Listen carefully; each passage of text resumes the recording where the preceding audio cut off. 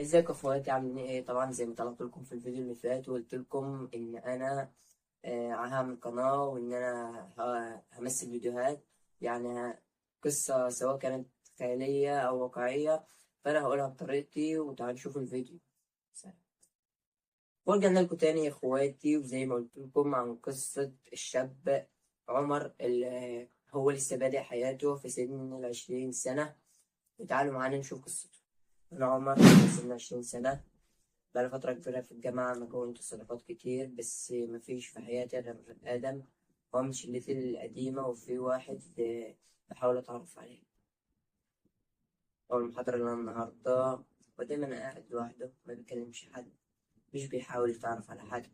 السبب دول هيموتني وأحاول أتعرف عليه. حاولت أقرب منه بعد المحاضرة أنا وآدم، بس رد فعل آدم كان: يا عم سيبك منه، ده بتاع مشاكل ومحدش بيقرب منه. بس طبعا أنا ما اهتمتش بكلام آدم وندهت عليه. يا ترى أما نده عليه الشخص المخفي ده قال له إيه؟ تعال نشوف. أول ما قربت منه حسيت بطاقة مش طبيعية.